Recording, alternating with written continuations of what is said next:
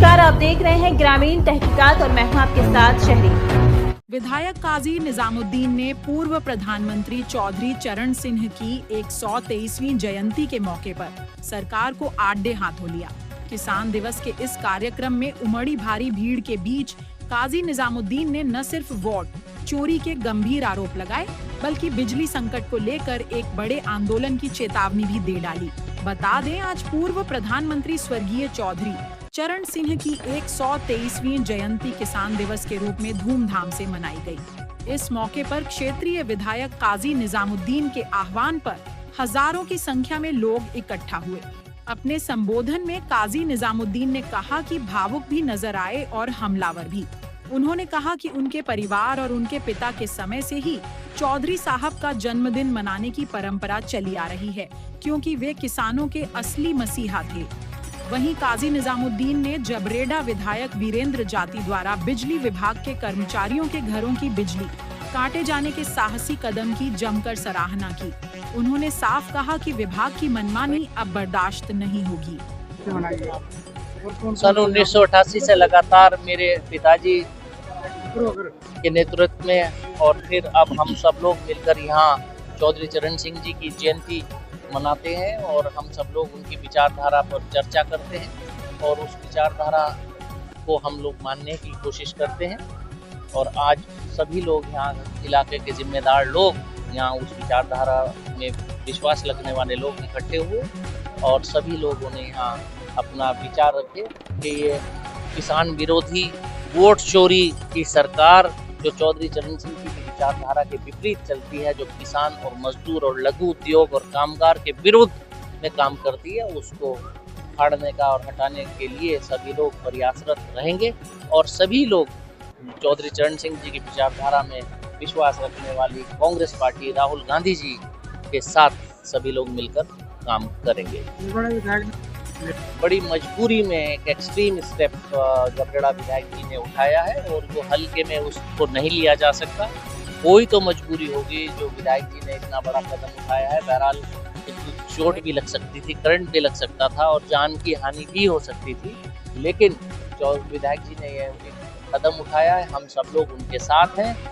अघोषित बिजली कटौती बिजली विभाग नहीं कर सकता। कोई आंधी, कोई तूफान, कोई बड़ी मशीनरी का फेलियर अगर होता है और उसके बाद अघोषित बिजली कटौती होती है तो जनता समझती है, हम लोग समझते हैं, उसमें सब लोग सब्र से काम लेते हैं। लेकिन अघोषित बिजली चोरी अगर आदत बना ले बिजली विभाग और वो बिजली चोरी, वो बिजली कटौती अगर आदत बना ले तो उसको बर्दाश्त नहीं की जा सकती। अब वो अघोषित बिजली जो कटौती होती है वो एक दिन 2 दिन निभाई जा सकती है, लेकिन वो छोटे उपभोक्ता जो आम आदमी है उसकी हक की बिजली काट कर उद्योगों को अगर बिजली विभाग देगा तो वो कोई बर्दाश्त नहीं करेगा और फिर इस लड़ाई को लंबा लड़ा जाएगा।